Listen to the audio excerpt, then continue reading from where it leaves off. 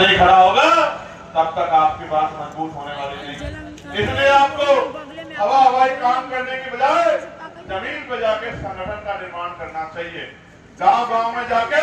जिनके दिल में आपके जैसी तमन्ना है उन तमन्ना वाले लोगों को इकट्ठा करना चाहिए, उनको अपनी बात समझानी चाहिए,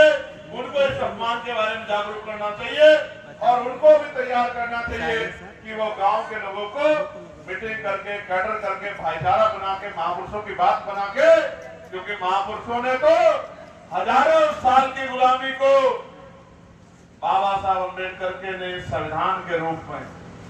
जिस गुलामी में आपको कपड़ा पहनने की,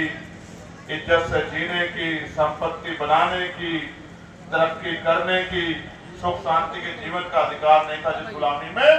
उस गुलामी को काटने का काम भी बाबा साहब अम्बेडकर ने भारतीय संविधान के जरिए कर दिया है। अब हम पे रोड मैप है संविधान के रूप में, अगर हम उस रोड मैप को जमीन पे लागू करा दे तो वो दिन दूर नहीं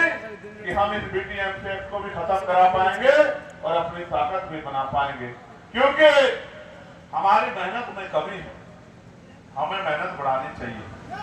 अगर हम मेहनत नहीं बढ़ाएंगे तो आप अपने मन में सोचो, आपकी लड़ाई कोई दूसरा क्यों लड़ेगा? भाई लड़ाई आपकी है, समस्या आपकी है, कोई दूसरा क्यों लड़ेगा? हम तो इंसानियत को मानने वाले लोग हैं, इसलिए अगर किसी आखिरी आदमी को भी एक कांटा भी चुभता है और हम जागरूक और समझदार हमें दिखाई देता है तो हम उसकी लड़ाई भी लड़ने के लिए सबसे आगे रहते हैं। इस बात का उदाहरण मंडल कमीशन भी है कि जब पिछड़े वर्ग के लोग भी पूर्ण रूप से तैयार नहीं थे, क्योंकि अगर तैयार होते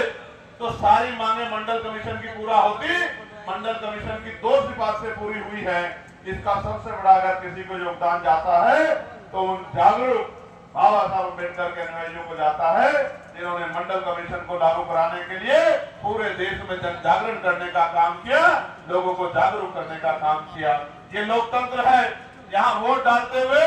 पैसा नहीं लगता है, सारी व्यवस्थाएं बाबा साहब अम्बेडकर संविधान में करके गए हैं। आपको जाके सिर्फ लोगों को जागरूक करना है, उनमें भाईचारा पैदा करना है, उनको तैयार करना है कि वो किसी की बातों में ना आए, क्योंकि बातों में तो वो बहुत लंबे समय से आ रहे हैं। अगर बातों में आने आते तो बिहार से पलायन